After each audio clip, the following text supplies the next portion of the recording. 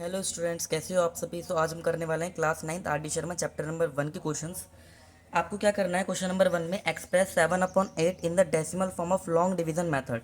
Mean 7/8 को आपको long division method से डेसिमल फॉर्म में एक्सपेंड करना है या फिर शो करना है।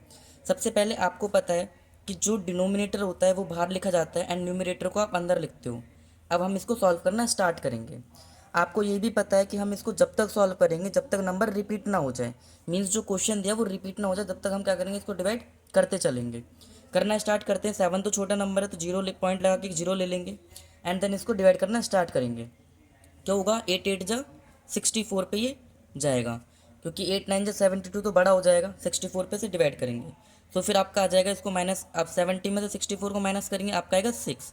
आप पॉइंट लगा चुके हो, तो जब आप पॉइंट लगा लेते हो तो आप एक जीरो ले सकते हो पॉइंट के बाद।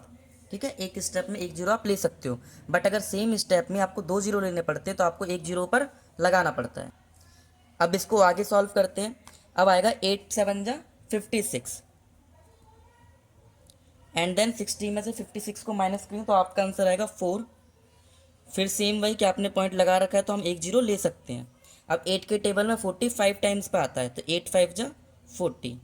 सो ये कंप्लीटली डिवाइड हो गया। तो आपका आंसर आ जाएगा कि 7/8 को डेसिमल फॉर्म में हम क्या लिख सकते हैं, 0.875। आई होप आपको क्वेश्चन समझ में आया होगा। देखो, अब मैंने एक बात कही थी स्टार्टिंग में कि डिवाइड जब तक करेंगे तो क्वेश्चन रिपीट ना हो जाए, है ना, ये बोला था मैंने, बट ये तो कम्प्लीटली डिविजिबल है। अब हम नेक्स्ट क्वेश्चन में देखते हैं। आपको बोला है, सेम क्वेश्चन है कि find the decimal representation of 8/3, कि 8/3 को आपको क्या करना है, डेसिमल में रिप्रेजेंट करना है। सेम वही तरीका कि जो डिनोमिनेटर होता है उसको बाहर लिखेंगे एंड न्यूमिनेटर को अंदर लिखेंगे एंड देन इसको सॉल्व करना स्टार्ट करेंगे। तो देखो क्या आएगा, 3 2 जा 6, इसको माइनस कर देंगे, आ जाएगा 2। पॉइंट लगा के ले लो 0।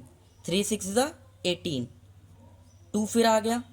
देखो यहाँ पर जब हमने देखा तो हमारा क्वेश्चन क्या बन रहा था, 2 का बन रहा था, हमने पॉइंट लगा के 0 ले लिया। अब बाद में फिर क्या आ गया, 2 रिपीट कर गया। तो एक बार इसको और कर लेते हैं।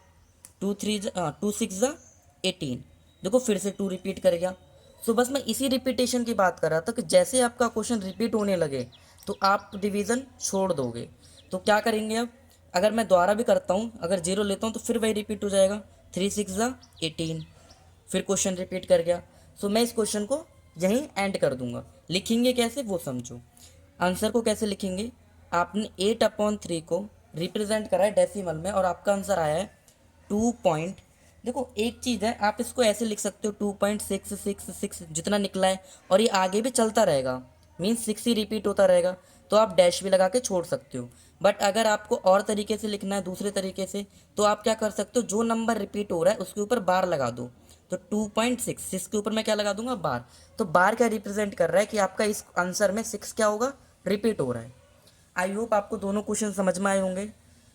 वीडियो अच्छी लगी, यूजफुल लगे तो चैनल को लाइक करें, सब्सक्राइब करें। Thanks for watching.